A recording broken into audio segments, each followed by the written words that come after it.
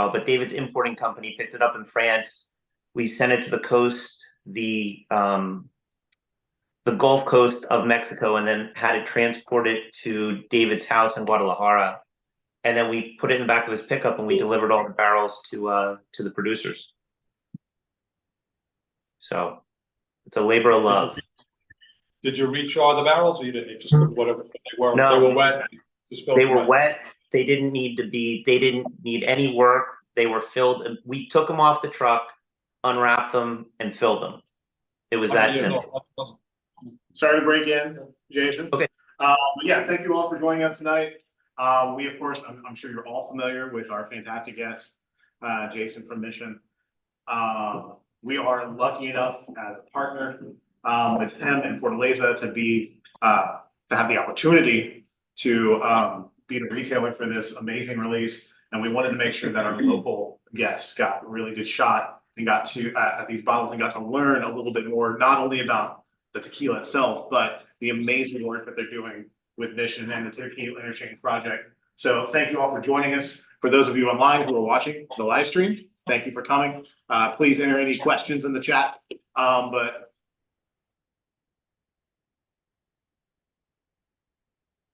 I think did you freeze? there we go.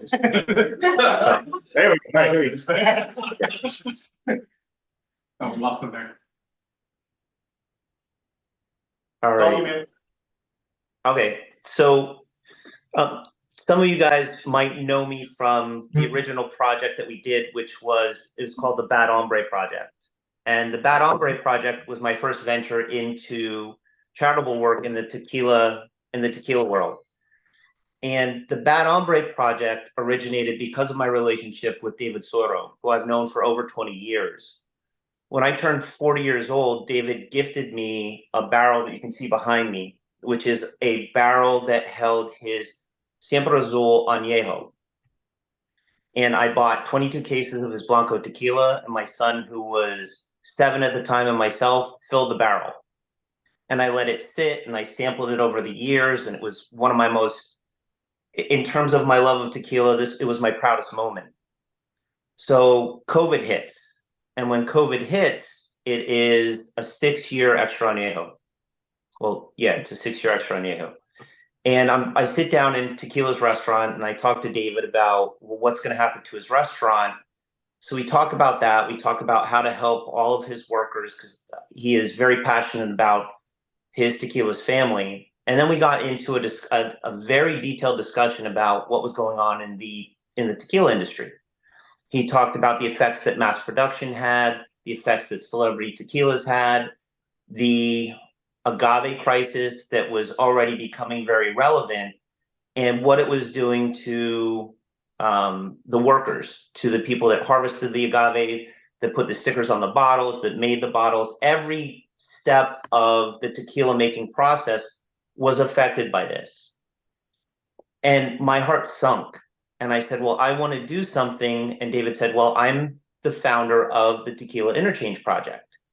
And what we do is we fight for the protection of the agave spirit industry. We fight for sustainability, which helps with the cultivation of agaves and the health of agaves.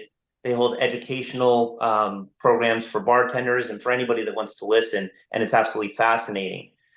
And I was absolutely blown away because I did not know about the Tequila Interchange Project until I had this conversation. So I said, I would like to gift my entire barrel to people in exchange for donations to the Tequila Interchange Project. And I didn't ask for any money for this. I got in touch with a bottle producer who gave me 350-liter bottles. And I had a Disney cartoonist actually come up with the label. And I sent out, I think, 120 bottles, and people began donating to tip. So as this was taking place and as money was being raised, I started to worry that the barrel was going to get tapped, and it eventually did. And I got an overwhelming response from at that point, the 7-year extra añejo. Between 6 and 7 years, as I was sending these bottles out, people were receiving them. I was getting great feedback. But I said, I wanted to do something more. And this barrel program that I've had was a great first start. So David having relate. What was that? Oh, I'm sorry. Yeah, I'm hearing my own feedback. So David said, I have all these amazing relationships in the industry. Do you want, let's do a barrel program with some of the producers. And I think I said, like, let's do another barrel program, but could we do it with some of the producers? And my idea was, well, I'll just buy more barrels and they could ship me their tequila and I'll age it in my house, which was a horrible idea.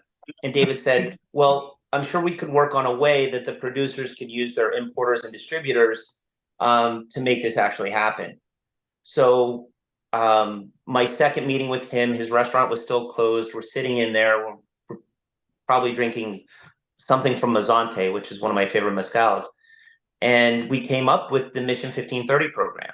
He called Guillermo, he called Carlos, he called Chava. And within 10 minutes, because of the respect and the relationships that he has, there was no contracts that were signed. There was no deals that were made. It was a conversation that David Soro had with each one of these producers. And then I said, well, I'd like to age it in French oak. I love the influence that French oak has on tequila. I think the notes are superb. And he goes, I have a relationship with a great cognac purveyor, a guy named Nicholas Palazzo. He puts me in touch with him. Nicholas puts me in touch with a cognac producer in France who is extremely well known, not one of the mass brands, but a very small producer. And this producer agrees to give me 4 of his best barrels, 4 of his barrels that are over 100, not between 90 and 100 years old, that he has used over generations that still were holding cognac. And David had his import company transport them from France to the Gulf Coast of Mexico. And then his import company brought it to his home in Guadalajara. He loaded in the Soro Imports pickup truck that he has. And we delivered these barrels in 2021 to Cascahuín, La Alteña, and Fortaleza. And it was my favorite moment out of all my trips of going to Mexico, because it was the first time meeting these producers. I walk in and they welcome me into their distillery, into their homes, as if I was a close relative or a cousin. And I am astonished at this is my first time in Mexico with David. I'm astonished I know the respect he has in the US and in Philadelphia for what he does, but in Mexico, it's on a completely different level. We are sampling their tequilas, we're eating food, I'm getting to know the family without anything more than a handshake and an agreement on what this mission stood for. During the agave crisis, we decided to fill the barrels with their high-proof blancos at the time.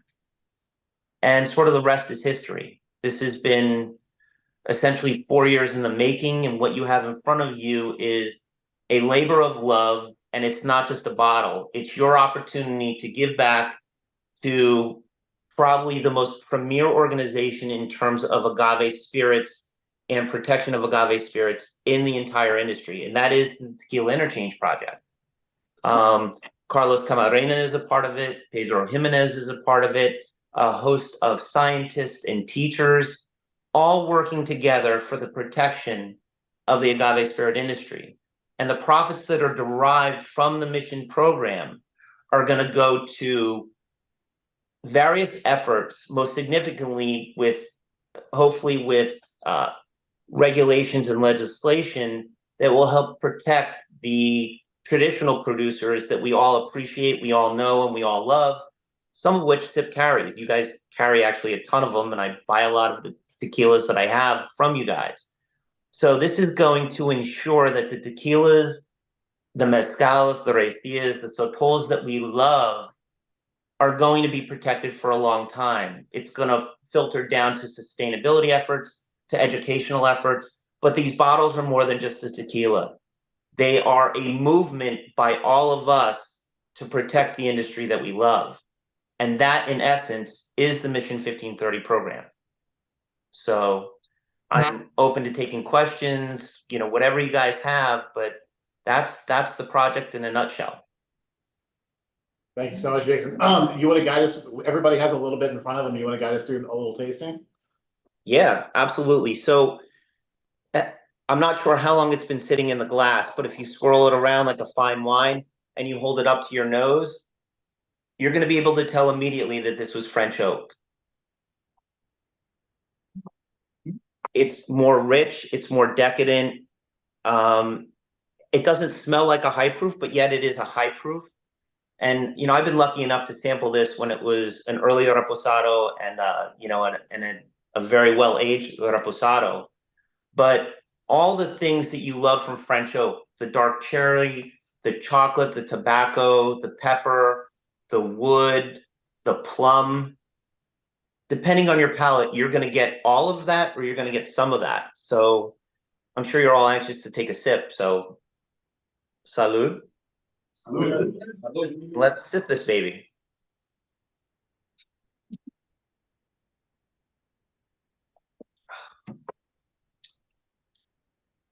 And the first sip, you get a little bit of the heat because it's a high proof. But as you drink it, this thing just opens up completely, and I'm absolutely in love with it. So I'd love to hear your thoughts on it. What you guys think. How do you like it? What do you think it'll be on Tequila Matchmaker? And what?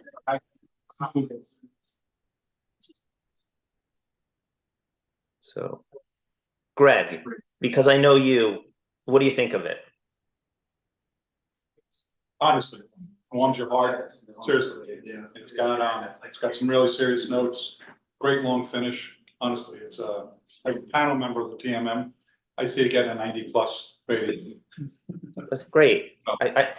Why'd you choose 11 months, not 8, or not? Why didn't you make it an añejo? Why'd you stop at 11? So when I spoke, when we had the conversation with David to develop the Mission 1530 program, I also wanted the feedback from the producers. A Blanco, I didn't want to create a Blanco from the beginning because they already had Blanco there. They already had still strengths. All the producers really have still strengths that they hold in the steel or the glass. And when I met with Guillermo, Guillermo's favorite expression is his añejo. And I said, if we do a well-rested reposado, we're going to get the best elements of the añejo that you like and a reposado. And this sips more like an añejo because of the influence of the barrel, but it's an 11-month reposado. So you're getting sort of the best of both worlds. It's a tribute to Guillermo, whose favorite expression is an añejo, but I wanted to make sure that the agave forwardness of this came through, that the heat from the high proof came through, because I felt it would get too soft. My concern is that it would get too soft, but luckily, having sampled all of these expressions, none of them are soft. The cooked agave comes through and the heat comes through, but this was sort of my first time ever doing a barrel program, so I wanted a reposado from I think it's absolutely delicious, and it's definitely agave forward, but you get those sweet cognac barrel notes on this. Yeah. Finish. Honestly, I'm not saying because you said it's absolutely delicious. Great job. Thank you. Anybody else have any feedback or questions for me or anything? I will say that these were poured probably about 30 minutes before, so they've had a little bit of time to air out. But I would say, like, once you open your bottles for the first time, the first thing that pops off it is just so much fruit. It's crazy, like really, really bright fruit. I was just really kind of blown away by that. We all do the Fortaleza makes some fantastic stuff, but this was exemplary. It's really, really good. But it doesn't taste anything like the Fortaleza añejo because of the cognac barrel. Absolutely. You know what I'm saying? And it doesn't taste like the Fortaleza reposado, but it still has that fingerprint, that agave. Yeah. And that's the whole, I mean, this is not me producing tequila. This is me working with relationships that David had with his friends that are in the industry And I'm appreciative of every one of these producers allowing me to be able to do this with their brands. You know, when one of my favorite parts of this was when we delivered the barrel to Fortaleza, Stefano was there. First time meeting him, he has a dynamic personality. And he goes, okay, I'm going to show you how everything works. And he took me through a detailed tour of, you know, all of Fortaleza. I sat down with Guillermo. I met Sandy, his dog. Learned that he's opening a taco stand at the time back in 2021, but it was delayed because of COVID. And then we opened up the cognac cask. And Stefano being from Italy, and I think he has a background in wine and then working in the tequila industry. When you opened the cask for the first time, even if you were standing 3 or 4 feet away from it, you got just wafted with this dried dark fruit smell. And when I smelled that for the first time, I said, this is going to be effing incredible. And it is. I mean, it is.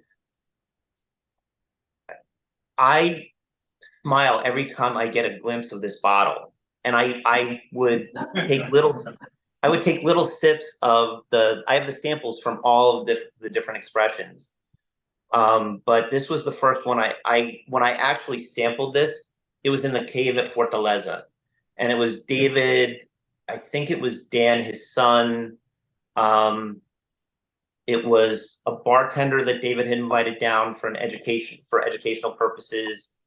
And it was someone else. And we sat, and Kobe was there and Stefano was there, and they had poured the Blanco, the Reposado, the Añejo, one of the winter blends, and we had this. And even at like 5 or 6 months, it stood out. Everything that Fortaleza makes is great. Everything that Cascawin and Siempre Valles and Tequila Ocho makes is great. But when it was such an honor for them to stack up all of their products along with something that we created together, and just appreciate the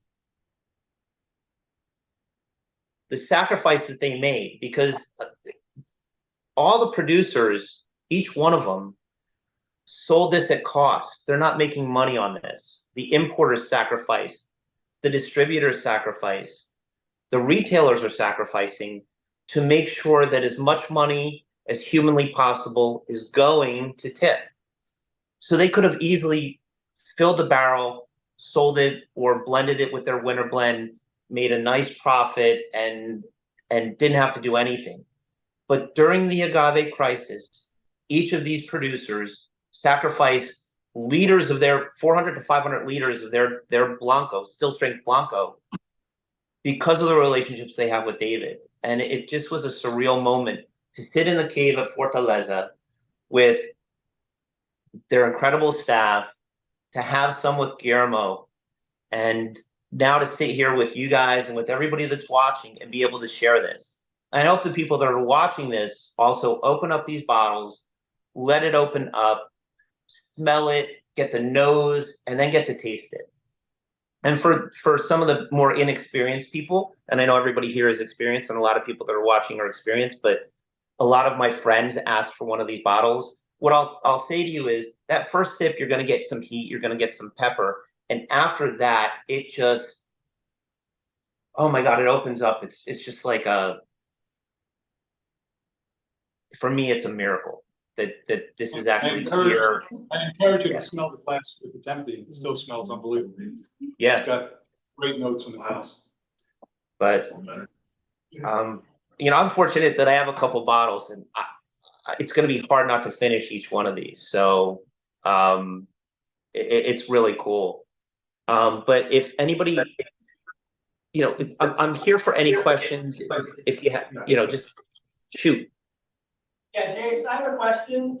So you hit the sweet spot with Fortaleza doing those slightly longer reposado than your usual single barrels. Are the other one, the Casuín and the El Tesoro, or with Carlos, are they already bottled, or do you still have options? Are you going to do like with Casuín? Casuín sweet spot seems to be like David Suro's, Samurai Woven, that, the anniversary, that was incredible. So like with the Casawin, I feel like a little less barrel aging seems to really hit the sweet spot with what their Blanco, can shine at. And then with the El Tesoro or with Carlos, they tend to go a lot longer, some añejo or even an extra añejo. Are you gonna like stage your barrels according to those different distilleries and what their strong suits are? So to convince David, so the two expressions that are high proof extra añejos are Siempre Valles and Tequila Ocho, not El Tesoro, but Tequila Ocho. And David's Siempre Valles high proof is my favorite high proof there is. And each of the expressions is going to have, so I can talk, so Casawin Añejo was aged for 18 months. We tried it at, I want to say 13 or 14 months, and we felt it needed a little bit more time to rest because of the combination of the high proof from Casawin and the influence of that barrel. The Siempre Valles was the same. It needed a little bit more time. It definitely had the influence of the French oak and of that cognac that was still wet in the barrel when it was there, but it needed a little bit more time. So the Casawin that is going to come out next will be an 18-month añejo, and I know it's already been bottled, and it should ship sometime in February. That's what I'm being told, at least. Each of the producers has their, obviously, it's up to them how they want this sold. So I don't know how it's going to be sold yet. That's going to be, I'll have more conversations with them about how they're going to do it. I love what SIP has done with Fortaleza and the seamlessness of everything. And I would love for each of the expressions to have the same ease as what I've experienced with SIP. But again, it's up to the different producers. But the Casawin that you're accustomed to from the añejo is going to be more, if you remember the two extra añejos, so Chava created 3 extra añejos. He created the one for in French oak, the one in American oak, and then the one for an amazing restaurant in Guadalajara that I still haven't been able to taste yet. And the Casawin añejo most resembles the French oak extra añejo, but it's not as, the notes aren't as influential because it was just an 18-month añejo. Siempre Valles, I'm not sure, it's going to be 3 years. It'll be the 3-year mark for both extra añejos is in April. That's when all these barrels were filled. I'm not sure how long David wants to plan on keeping it in the barrel, but I can't, it's not going to be 4 years or 5 years. These are going to come out a little bit after the 3-year mark. I did sample for the first time the Tequila Ocho. The Tequila Ocho Extra Añejo is 110 proof. And my last trip to I was at, yeah, it is, all these tequilas are, I don't want to curse because we're live, but if I could, I would be dropping like, Don't worry, it's 18 over, so you're good. yeah. So I know, but Carlos, so again, because of the relationships that David has had, I've grown very friendly with all these producers, and I'm sitting in Los Alambiques with Carlos, and we're sitting in this beautiful tasting room that they have, and Fanny is there, and I think Carlo is there. A lot of other people were there, and we're trying the 2 different blancos he's coming out with in 2023. We're trying, I think a reposado we had, and then we had 5 or 6 tequilas, and then we had this extra añejo. And I'm sitting right next to Carlos, and we sort of lean over, and he's like, I want this out of the barrel, like very soon after the 3 years. This is what Tequila Ocho is. And again, Ocho Estate, when Tequila Ocho first came out and it was known as Ocho Estate, it was my favorite tequila in the world. I loved it. I would go to tequilas all the time and ask for it. So I want to absolutely honor each of these producers. So I said, Carlos, I know 8 is the magic number for Tequila Ocho, but my son was born on 2707. So the 110 proof extra añejo from Tequila Ocho will be aged 3 years and 7 days. And I'm so excited for every one of these expressions to come out. But to be able to You want to do sip, them side by side.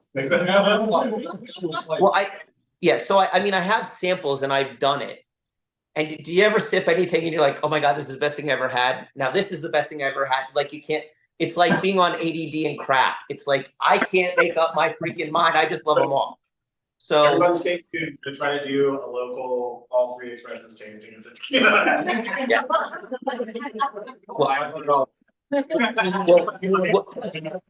Well, what my goal ultimately is when Tequila's restaurant opens up, as many of you know, it burnt down, and I'm hoping that it opens up this year, and I think it'll open up in the summer. But when all these releases come out, if you haven't been there, it is sort of a mecca on the East Coast for agave spirit education, traditional Mexican food, and just a really good freaking time.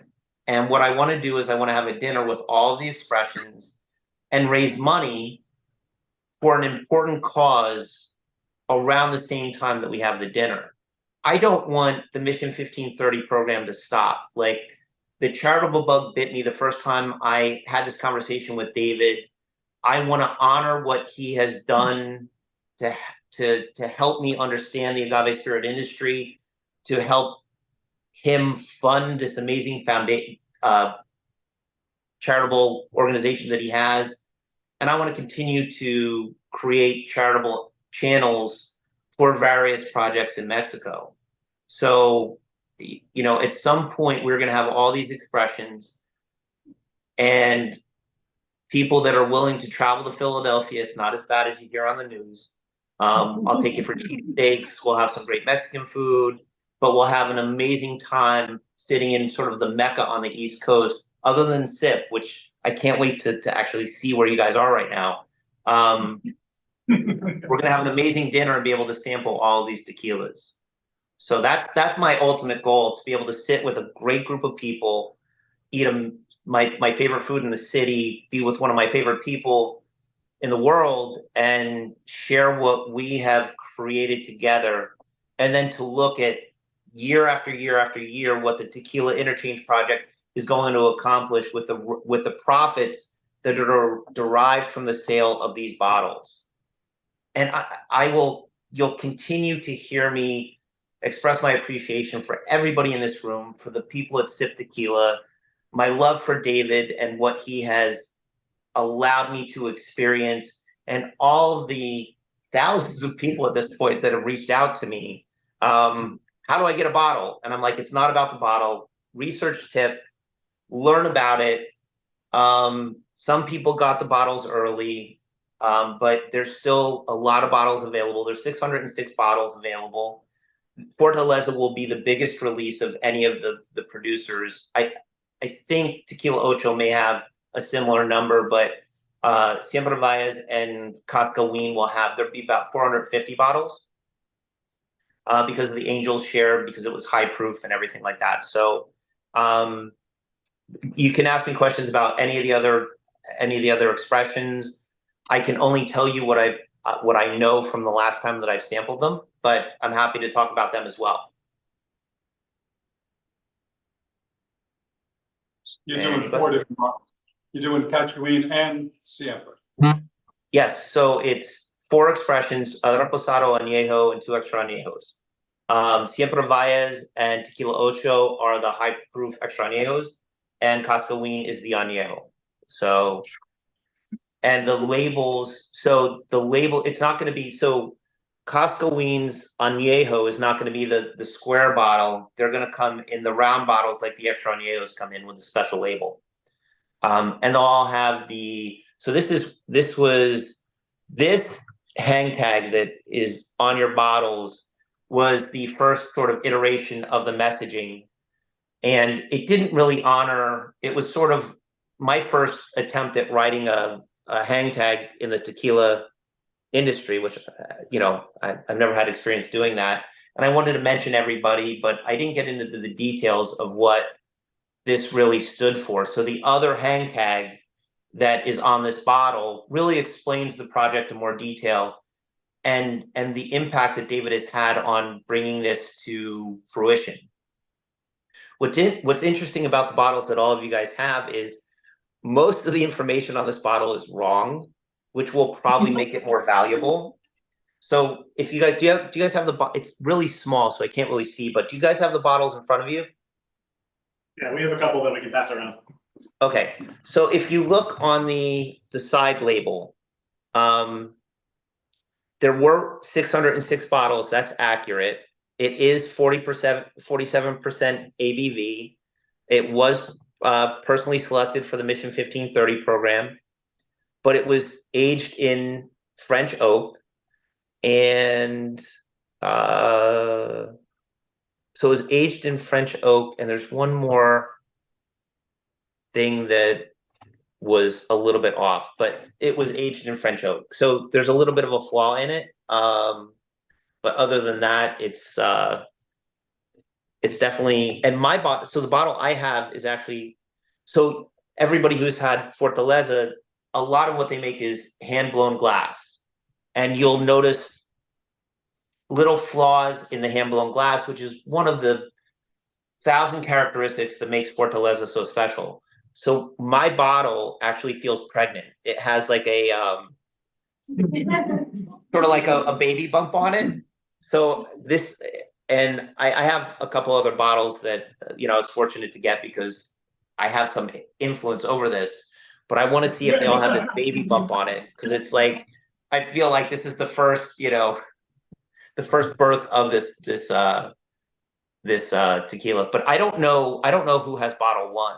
Like, I didn't specifically request bottle one because I want someone, like whoever it is who's lucky enough to get one of these bottles, I want them to have bottle one. The fact that I was part of this is more meaningful than me having bottle one, but I think it'll be really cool for someone to open up their amazing packaging from Sip Tequila and find. And I can guarantee you, we are not paying attention to that. Okay. But it's to have bottle one of like this project, I think is really cool. So I hope some lucky customer out there gets bottle one and savors it. And I hope that nobody sells these. I hope that everybody, what I tell people so I have a lot of friends that like tequila but are not tequila geeks like we all are. And they're like, what do I do with this bottle? Do I just hold it? And, I always reference a conversation that I had with Carlos Camarena.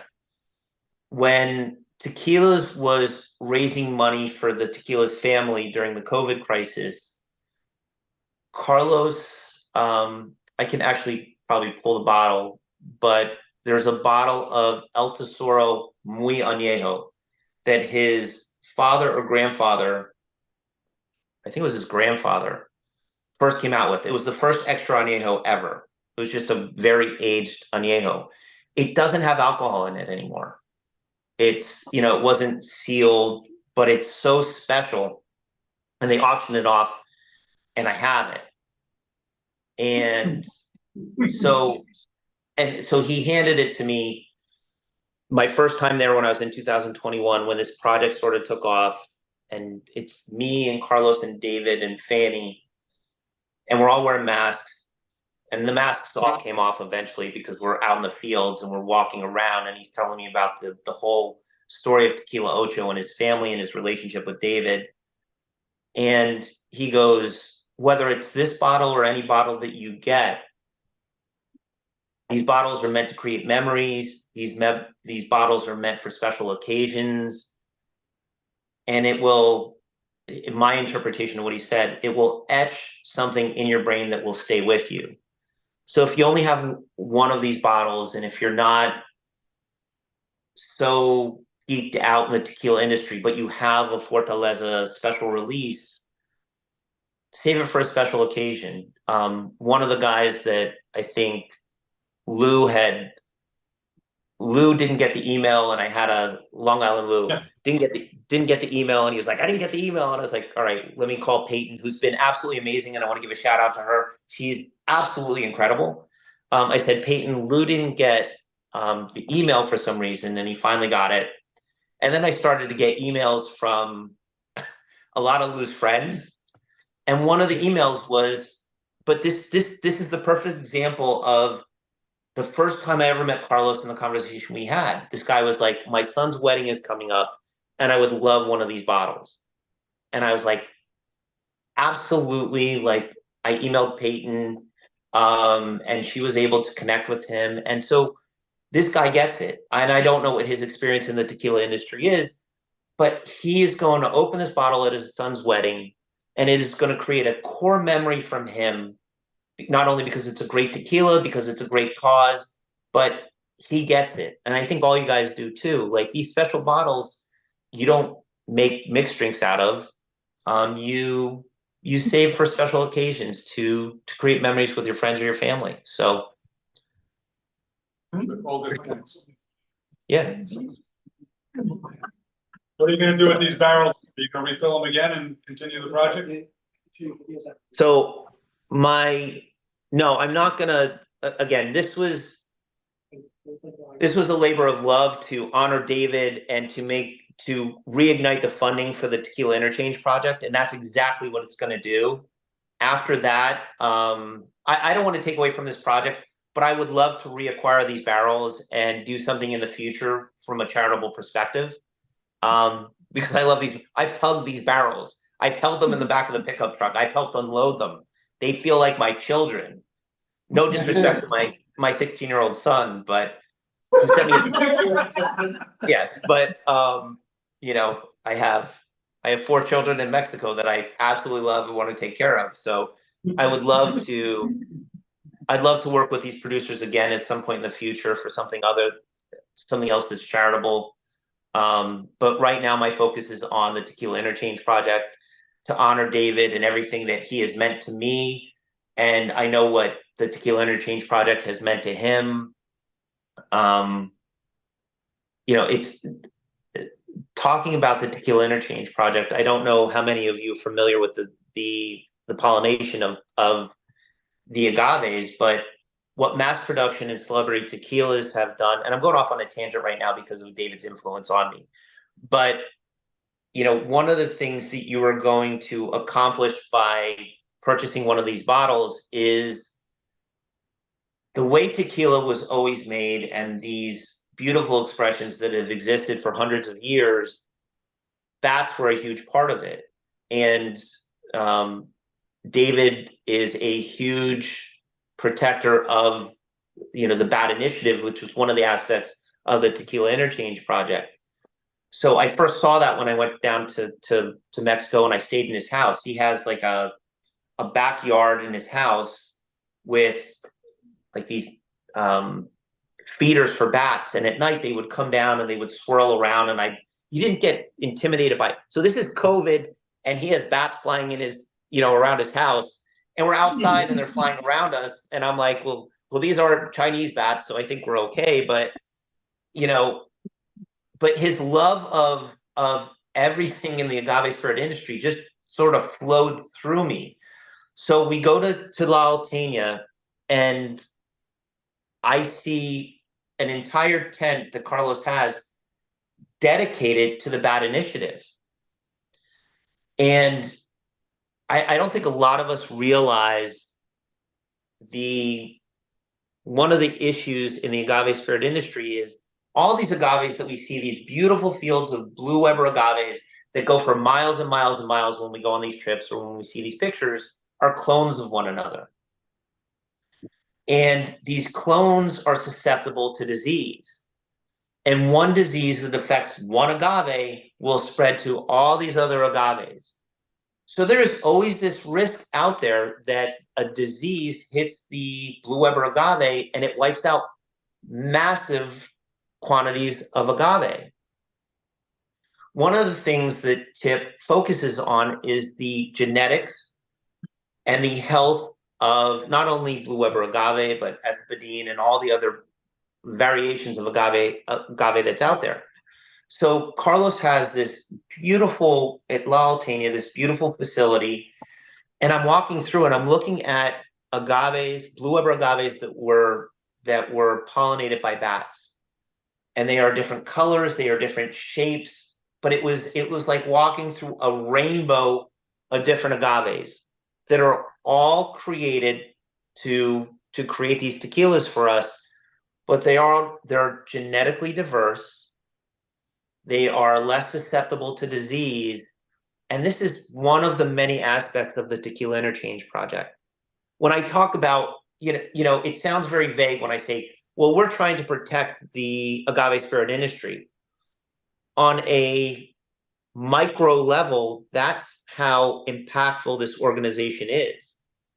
And if the people in the government that aren't the Jose Cuervos of the world and the Terramanas of the world, nothing against them, but I think they could care less about, as long as they're able to acquire these agaves and produce mass bulk tequilas, they're not going to give a crap about, well, if a disease, well, they will at that point because it'll impact their profits. So it's the Tequila Interchange project, and it's the producers that are involved, the educators that are involved, the scientists that are involved, that are working behind the scenes to make sure that there is genetic diversity in the agaves, but they are still blue Weber agaves that are the only certified agave to make tequila.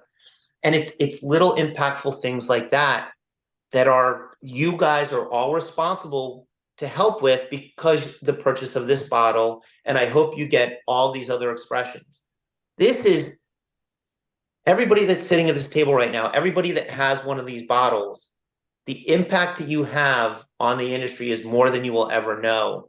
And I invite every one of you to go down to one of the producers, to go to La Alteña, to go to Cascaín, to go to Fortaleza, and just, if you haven't done it already, and Greg, I know you've been there more times than I have, I think, but if you haven't done it, go down and you'll get a sense of what I'm talking about, because I could not imagine a disease wiping out these blue Weber agaves that make up this beautiful landscape. And being a part, knowing, I'm close enough to David that I get to hear some of the things that Tip is going to be working on. Everybody knows the avocado industry has blown up, and a lot of people are in that, but that's not a cash crop for for a lot of these farmers and a lot of the people that rely on the fields of agave. But agave prices are dropping right now, and they're not as profitable as they were because everybody started planting, right? Everybody during the agave crisis, people wouldn't dream of planting agave fields on the side of the road, but yet when you're driving to Tequila or you're driving to Arandas, you see agave fields on the side of these roads. Well, now agave prices are dropping. So what is a good cash crop for these farmers to produce to supplement that income?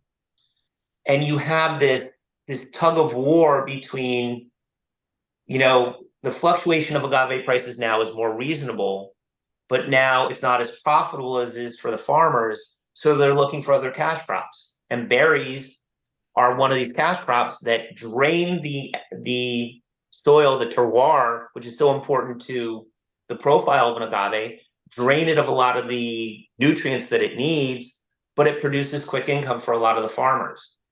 So stuff that we don't necessarily know about, and I hope I was able to talk about that, but it scares me. So, but that's what TIP is going to help fight for, to try and regulate, like, okay, keep the agaves growing, don't plant them with the berries because we don't want to strip the land of nutrients.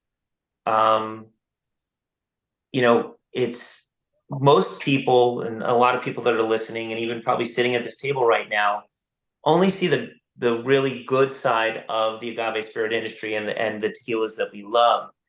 But there's a lot of scary stuff there that we don't know about. and knowing that Tip is there and Tip has the right people, makes me feel it makes this project a part of me. So I'll just keep just sort of puking at the mouth at what Tip is and everything, and you guys could stop me because I want to field questions and answer whatever you guys have. I'm an open book, so I'm gonna have another sip because I love this. So. Hi there, congratulations, Jason, this is a wonderful product. I know this is a labor of love, clearly represented by this amazing flavor. My question for you is, what specifically drew Fortaleza to Mission 1530 and to Tip in general? What exactly does Fortaleza specifically provide in order to and to your ethos of your mission statement? So I chose Fortaleza as one of the producers because I love Fortaleza. I loved it before you couldn't find it on the shelves. I bought cases of it and drank it because I loved it. And Guillermo is a really interesting and laid back guy, to the point where, you know, he's a private person, but you know, he loves when people visit and he will sit with you and he'll talk to you like he's an old friend that you've known for 30 years. David called him and he wasn't sure that Guillermo would agree to it, and without hesitation Guillermo was like, sure, as long as this is going to a good cause, I'm all for it. And I didn't know it at the time, but when I visited Fortaleza, I noticed that they have animals roaming all over, and they have a designated spot for stray dogs. And Stefano is very involved with saving stray dogs and everything. And what made this very sort of a moving experience for me, and know that I absolutely made the right choice with working with all these producers, but especially with Fortaleza, was my father, who passed away in 2019, was a huge animal rights activist and saved dogs and cats. And I go to Fortaleza and they have a program there where and I'm going off on a tangent for a second, but I'll explain why. They invite you there and you walk around the property with a stray dog. And the hope is that you adopt that dog. But if you don't, like, you can give a donation for food, and there's a dog sanctuary that they donate to. So it made me understand why Guillermo, who Fortaleza is a very small distillery. They have 2 ovens. They use their own agaves. They are very private and proud of what they do. And their production methods are as old school as they come.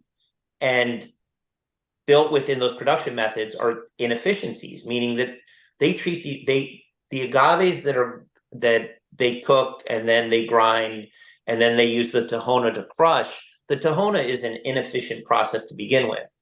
So what they produce is an absolute gem, and I understand why it's hard to get, and I understand why people love it. But what I didn't understand was, you know, I heard from David that it might be hard to get Guillermo to do this, but when you go to Fortaleza and you see the community that they help in general for free, out of the goodness of their heart, it made me understand why they wanted to do this. And each one of these producers, it was more that they know David and what David stands for, but I wanted to understand it. I wanted it to just sink into my brain, like, how can people be this so kind and so nice? And the minute you walk into Fortaleza and you see what Guillermo and Stefano and Kobe and everybody in Fortaleza does to help the animal community, the community around them, the relationships they have with the producers that are across the street, you know that the hearts of all of these producers are in the right place all the time. And, you know, it was kind of funny. So before I had traveled down on this trip in 2021, I'm sitting at a friend's house, and he had just made great gains in this company that he had. And one of his partners walks through the door with a bottle of Casa Dragones. And we've had a couple of tequilas, and I sit there and I'm like, I'm going to curse because I have to. But I was like, oh my God, how much did you freaking spend on this bottle of shit? And he's like, what are you talking about? This was really expensive. And I was like, really expensive tequila doesn't mean it's good tequila. It's good marketing. And when you go down to the town of Tequila and you pass by the Casa Dragones distillery, it's a chemical plant. And it's disgusting. It's so I drive by the Casa Dragones chemical plant that looks like a nuclear waste facility, and I'm at Fortaleza, which was owned by Guillermo's relatives. It's going back generations. That his house that sits on the top of this hill that overlooks all the fields. And it just, like I said, the bug hit me the first time I was down there. But man, my trip to all these distilleries, there are these unique moments that just are ingrained in my soul. And I love just being able to do charitable things in the tequila industry. And this is, like you said, a labor of love for me. But I chose Fortaleza because I loved it.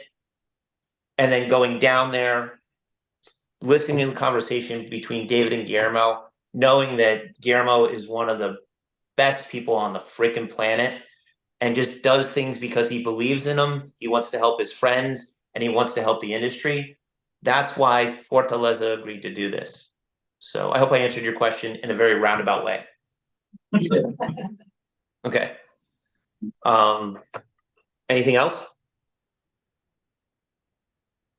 I know this is I think it's on Facebook and stuff. So if anybody has any questions, I can't see them, but I'm happy to. I've learned that I have to repeat the question and then answer it. So I think most of the questions online are, when can people find it online?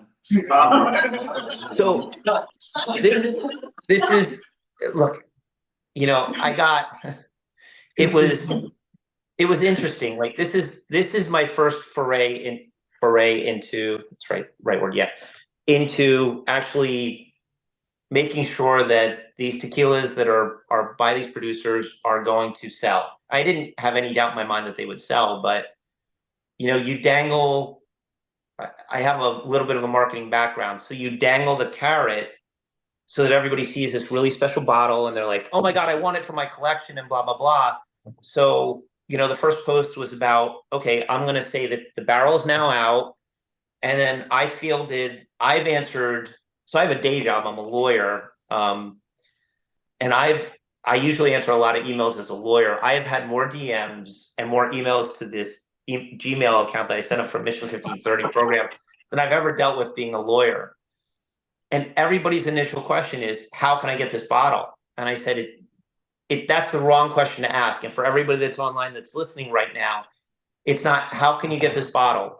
You're going to hear me regurgitate time and time again about the Tequila Interchange project. So start following that, learning about agave spirits, learning that when you go into a liquor store and you look for tequila, when you're buying one of these traditionally produced brands, how much is involved in it, then caring enough to actually go back and appreciate getting one of these bottles, follow the Mission 1530 program, follow the Tequila Interchange project more than following the Mission 1530 program. And you're gonna get information on when these bottles are released and who's releasing them. And again, it's up to the producers. I have no say in this. I'm very grateful for SIP to making it so damn easy for me to make sure that the people that have always supported me, the people that have reached out with kind words and want to get involved with TIP in some way, like they got the bottles in advance, and I'm appreciative for it. But for all the people online, like, follow the program, pay attention to TIP, like, Don't just buy a bottle to resell it. Like, and I'd ask everybody that's sitting in this room right now, if you see any of these bottles online that are trying to be resold, they're not being resold unless they're being resold and they're going to donate to the Tequila Interchange project. Call the people out. Call them out. Like, I can tell you that SIP is donating the profit to the Tequila Interchange project. It was an easy conversation for me to have with them. Whatever the producers decide to do, whether it's retail or online, they are going to have agreements with these retailers or the online retailers. They are going to donate their profits to TIP. But we all know people out there that no matter how good the cause is, no matter how near and dear it is to us, whether it's tequila or it's something that we're passionate about, that they are opportunistic and that they are going to try to resell these for their own good. And I want everybody that's listening right now to call those people out, because they're stealing from a charity by doing this. And I'm going to get really pissed off when I see these bottles being resold for $1,000 because someone is too opportunistic. You know, the other thing that I think is important to share is the conversations that I've had with all these producers are they want them to be affordable. They want people to be able to buy them, not to resell, but to appreciate and enjoy. And $150 for a special release of Fortaleza is a freaking steal. So, you know, everybody that gets a chance to have these bottles, and a significant portion of the profit of the, you know, I mean, people had to get their costs back, but there is a huge donation that is going to go to TIP because of this. You know, so if you guys could all be sort of undercover cops for me and call out people that are trying to resell these, I'll greatly appreciate it, because each one of these expressions is going to be affordable. Whether you have a massive collection or whether you are just starting in the industry and want to acquire a unicorn bottle, you're going to be able to afford them. And that was really important. And, you know, SIP was great with understanding that and, you know, what they, you know, they have a whole process for what they do. The packaging, the emails, the handwritten cards, you know, I don't take that for granted. And the feedback that I've gotten from hundreds of people at this point is phenomenal, just with the delivery of these packages. So there's so much that goes into it, from like the importer, the distributor, the producer, the importer, the distributor, and the retailer, that I don't want these guys and girls that are opportunistic and just want to make gobs of money. I don't want them to benefit from this. I want the charity to benefit from it, and I want them to be called out. I really hate that. So yeah, I'm going off on tangent. Sorry. Yeah. So what else? Jason, we really appreciate you coming and spending time with us. We appreciate everything that you're doing for the industry. The projects. I'll finish the bottle. So yeah. I know we at SIP are super proud to be a partner in this, and we're glad that we get to do this little sneak peek with all our locals. We're really excited about the opportunity. Thank you, folks. Yeah, thank you for hosting. Thank you for coming. Yeah, thank you. For our online audience, thanks for tuning in. We appreciate you. Come and see us in Stewart. We built our love letter to the industry, and you need to come see it. We put a lot into it. But no, Jason, thank you again. Thank you for the opportunity. I know we all appreciate doing the work you do. We appreciate David and on the work that he does with TIP. And hopefully we'll be doing a lot more and pushing a lot more and really supporting a lot more for these kinds of organizations. So. Well, thank you again from the bottom of my heart to everybody that's here, to the SIP family, to the Tequila Interchange Project, to David Sorrow and the Sorrow family, to these producers and everybody online. Thank you from the bottom of my heart, because we're all working for a greater cause. So thanks, guys. Thanks. All right. Salud.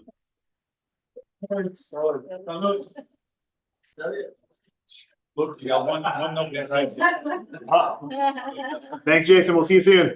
All right. I don't know how to log off as